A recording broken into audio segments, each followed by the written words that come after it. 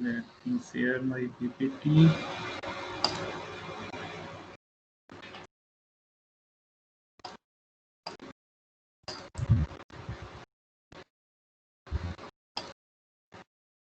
Okay, students, I think you are able to see my PPT.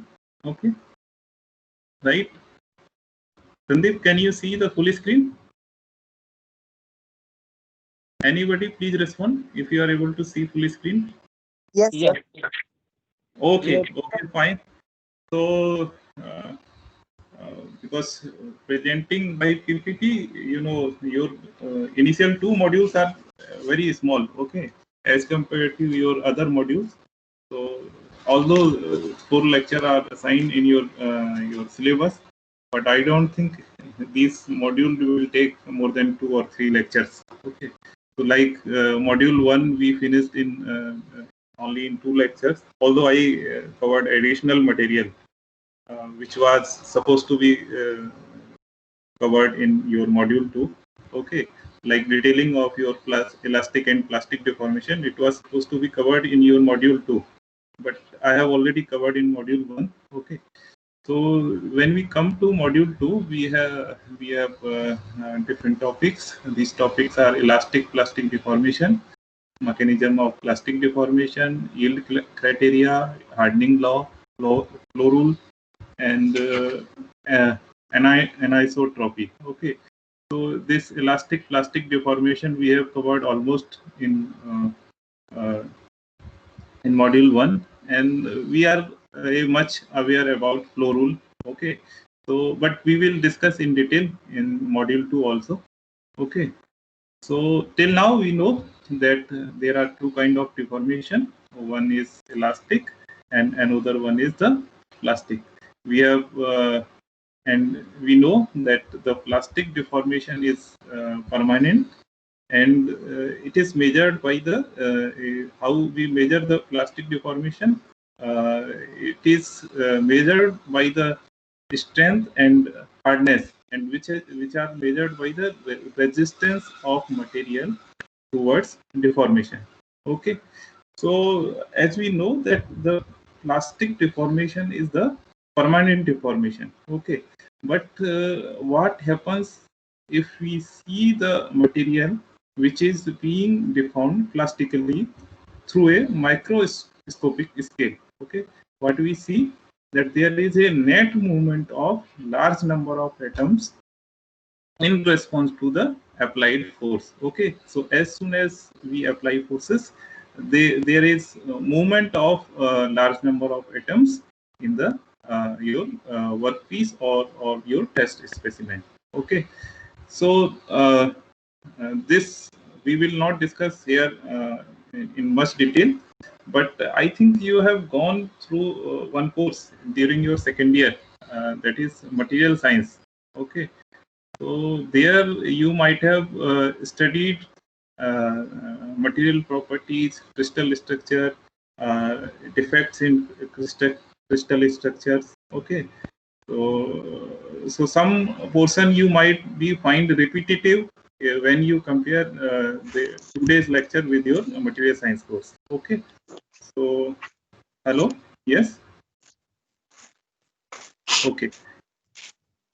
So we will skip this elastic plastic deformation again. Okay, and we will come to the second topic of module 2, which is mechanism of plastic deformation. Okay, so you might have studied in your material science that the theoretical strength of your crystal structure or the materials is being calculated based on considering the perfect crystal structure. Okay, so if we see that since there are defects in crystal structure, so the theoretical strength of perfect crystal, it was observed by material scientists that it is much higher than the actual value of your material strength. Okay, so how this was justified by scientists in past? So there were number of theories, and one theory was that there are discrepancies in material structure. Okay, so these discrepancies in material strength were explained by a type of linear crystalline defect that has come to known as dislocation. Okay, so you might have studied about dislocation in material science, but we will slightly recap it. Okay. So as I told, the discrepancy in material strength, mechanical strength can be explained by a linear crystalline defect that has come to be known as dislocation. Okay, so I think you might be aware there are two types of dislocation: edge dislocation and screw dislocation. Okay, under edge dislocation, you can see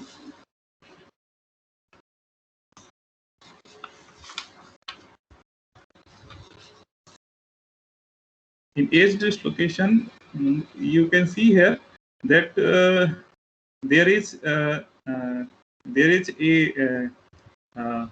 extra half plane of atoms. You can see here. Okay, this is a extra plane half plane of atoms, which is also known as the dislocation line. Okay, or dislocation plane. Okay, so this is dislocation. This is your edge dislocation line, which is your extra half of plane. Okay, otherwise if you see here, there is no extra plane here. The number of planes are equal.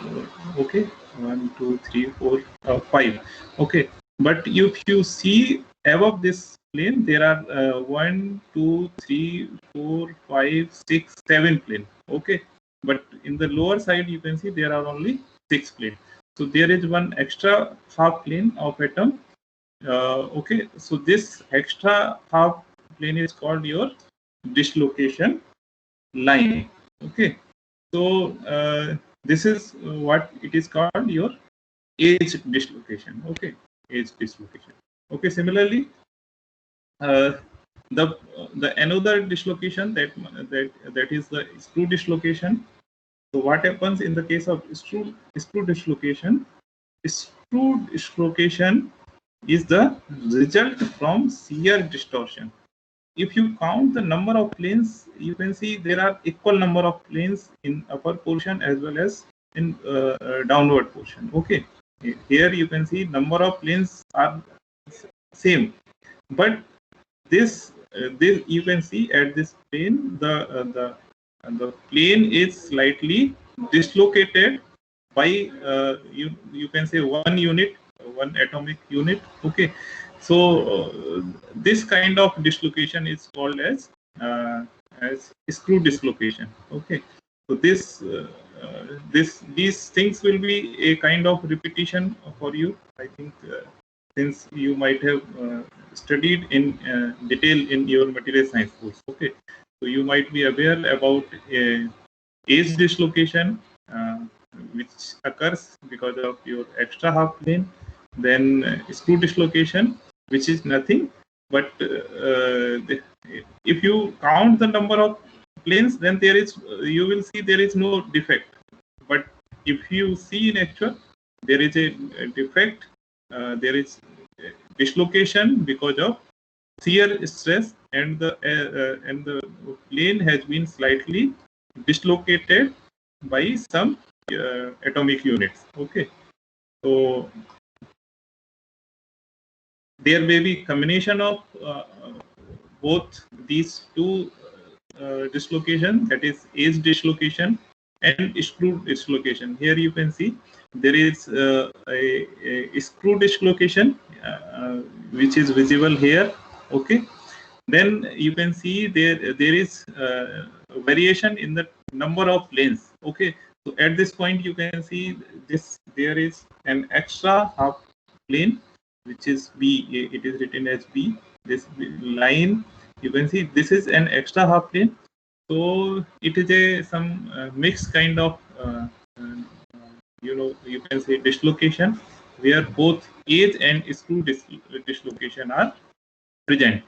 Okay, so how these dislocations, both kind of dislocation, edge dislocation as well as screw dislocation, play a role in your plastic deformation of materials. Okay, so when we apply forces beyond the yielding strength, okay, so there is a uh, there is a permanent deformation in material.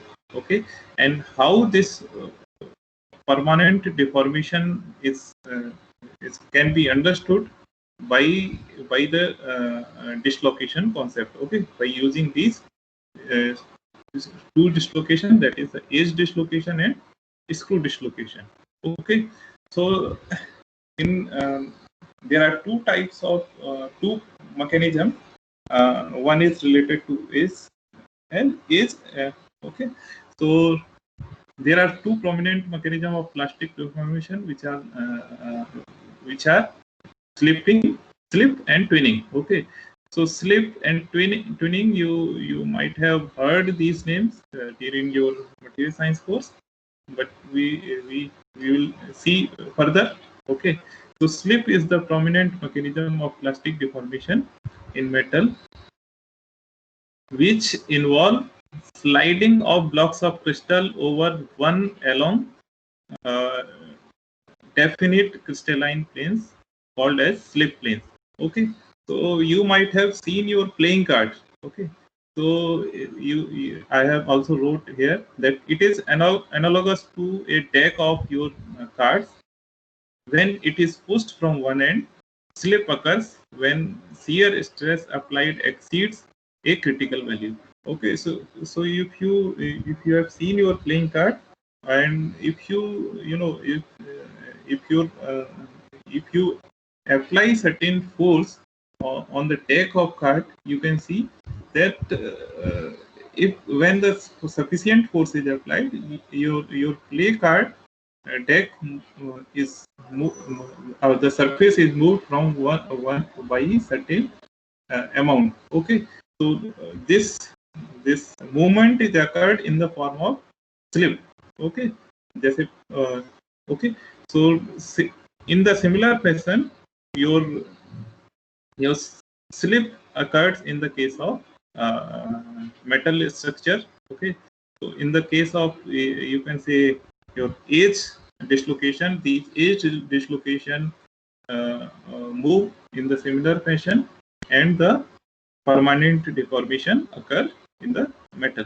Okay, during slip, each atom usually moves same integral number of atomic distance along the slip plane, producing a step. But the orientation of crystal remains the same. Okay, so the orientation of the crystal remains the same. Okay, so this is how we can understand what happens at the level of dislocations. Okay, how these dislocations move from one end to another end. Okay, so I will take an example of this crystalline structure. Here you can see there are plane, this plane, then this is an extra half plane. So this is an example of a edge dislocation. Okay, how this edge is being dislocated from left to right. Okay, so shear stress is applied here. You can see this shear stress is applied, and we are supposed to or this extra half plane is supposed to move towards right. Okay, so how this extra half plane uh, is shifted. So first, what will happen?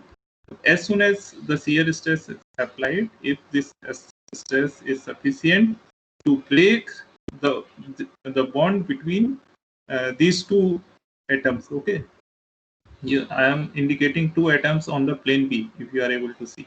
Okay, so if the bond between these two atoms is break, and this bond is shifted to the corresponding atom on the plane A. So now the point this point on plane A and this point on plane B are now in bonded together. Okay, so this after this bond is break and these corresponding two atoms are bonded, the crystal structure becomes like this. Okay, you can see. So the extra half plane now you can see there is perfect plane A. Okay, but there is an extra half plane which is newly created extra half plane, that is B. Okay, so this way if the process is continued, again these two bonds are break, that is on the plane C. Okay, and the new bond is formed between the this atom and the plane and the atom on the plane B. Okay, so this since this bond is break and the new half plane, that half extra plane will be created, that will be C.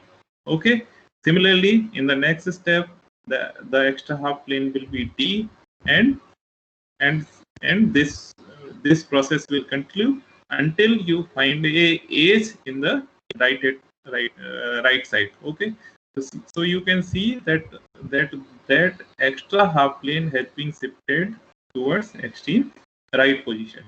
Okay, so this way how the permanent deformation takes place due to edge dislocation in metals. Okay, so this is at atomic level what I have explained, but what actually appears, this is your shear stress direction. This is we have applied a shear stress on a block of metal block. Okay, so this is your direction of motion of your and this is, you can say, summation of extra planes that have moved from left side to right side.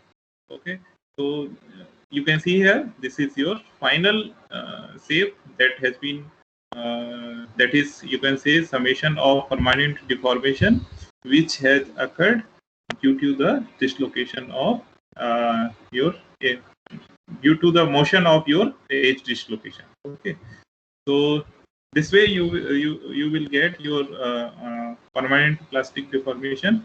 Okay, due to your edge dislocation. Okay, now in order to understand better this edge dislocation method, we can do analogy with your caterpillar. Okay, so do you people know what is caterpillar?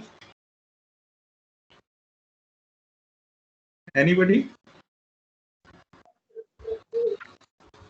Okay, during raining season, you might have seen caterpillar of this. This is a kind of insect. You might have seen. Okay. So young ones of butter. Hello. Yes. Butterfly initial stage. Yes. Yes. Okay. So you can say butterfly in initial stage, but in during raining season, you can find lot of caterpillars of brown color. Okay. Some are small and some even bigger, up to 1 inch you can find. Okay, and if you try to see their motion, how they move, okay, they do not move in whole body. If you try to see, they don't move like this, that their whole body doesn't move in a single step.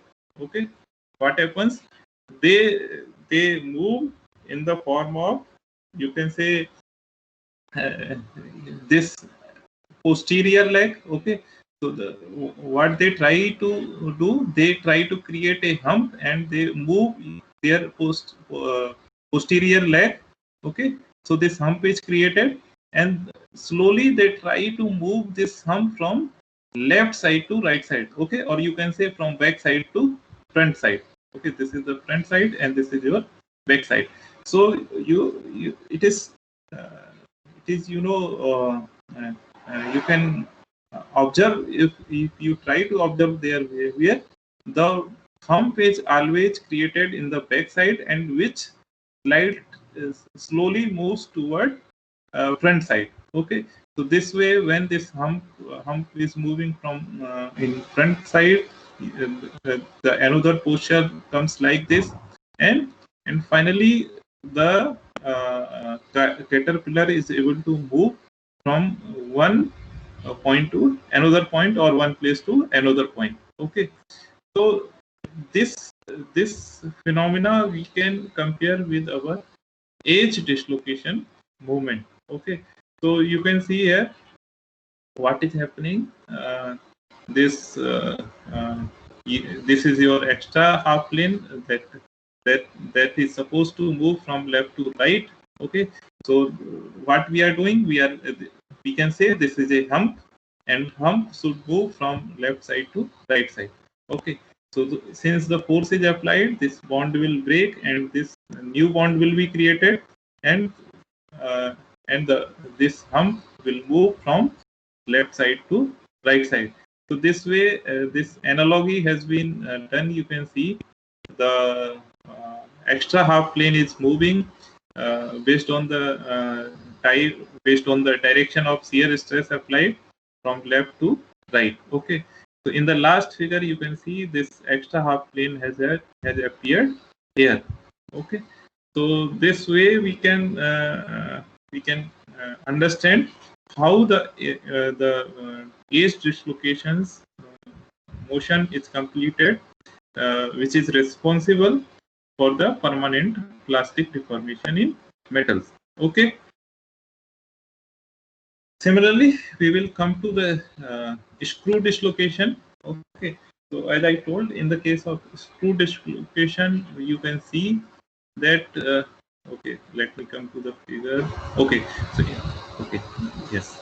So in the case of screw dislocation, you might have that the number of planes is same, but the the the two planes are slightly dislocated or slide over the surface of another over the another surface. Okay, so there is some dislocation, or there is some uh, this kind of defect which is called as screw dislocation. Okay, so okay.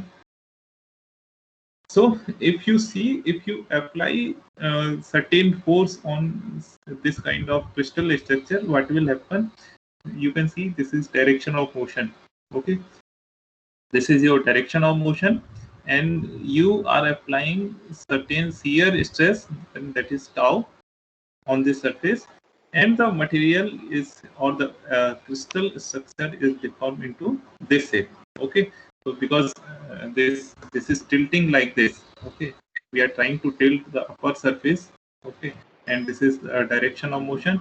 So you can see the final your dislocated plane will appear something like this. Okay, so this way we can see that the dislocation motion in the case of screw dislocation. Okay, so if you try to compare the motion of dislocation in the case of edge dislocation and the screw dislocation, you will find that interestingly the permanent plastic deformation is of same nature in the case of edge dislocation as well as in the case of screw dislocation. Okay, up to here, is there any query? Okay, so now there is another type of uh, plastic deformation, another type of motion that is responsible for your plastic deformation. One was slip, another is twinning. Okay, so we will take up twinning. Okay, so what happens in the case of twinning? In twinning, the portion of crystal takes up an orientation that is related to the orientation of the rest of the untwitted lattice in a definite symmetrical way. Okay, so here these are some important points which I have wrote. The twinned portion of the crystal is a mirror image of the parent crystal. Okay, you might have studied in material science that there is a twin plane. There is a phenomena which is called as twin plane. Anybody remember that term, twin plane? Hello, have you studied twin plane, or it is new to you? Anybody? Okay, so I hope this is generally taught in material science. Okay, so the plane of symmetry is called twinning plane. Okay, the important role of twinning in the plastic deformation is that it causes changes in plane orientation. Okay, so that further slip can occur. Okay, so if you have not seen twin planes, so I have tried to put one diagram that will explain to you that what is the twin plane. Okay, so twin itself is self-explanatory. That is judwa. Okay, or you can say mirror image. Twin. We already know the meaning of twin. Twin is judwa in Hindi we say. Okay, so we can see that at this plane the atomic structure is exactly mirror image of both sides. Okay, if you see this plane, the this side is you can mirror in the another side. Okay, so if you see this twin plane, these are two mirror images. Okay, of one crystal structure. Okay, so if this kind of structure is there in any metal, okay, so then this plane is called twin plane.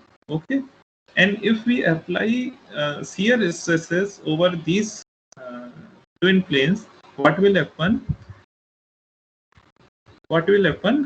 These there are certain atoms which are rearranged. Okay, so this is your twin plane. Here you can see these are the fixed atoms which are not moving when we are applying forces, but these are the atoms which are getting rearranged, and a structure like this is appearing. Okay, so this is what is called twinning.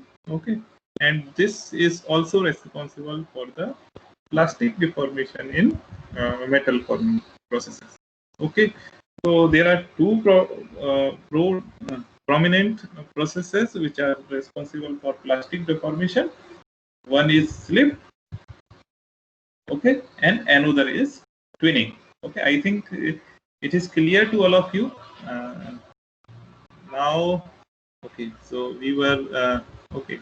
So if you see the basic structure in the case of slip and twinning, you can see there are steps in the case of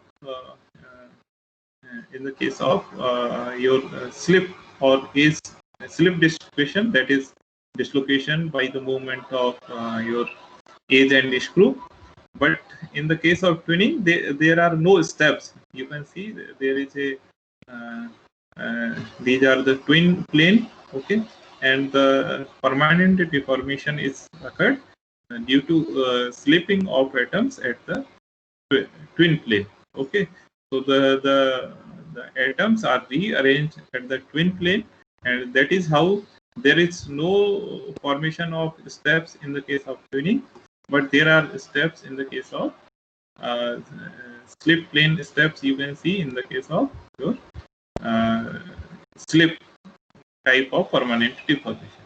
Okay, so this is where I will end up for your this topic, that is the mechanism of plastic deformation, and we will take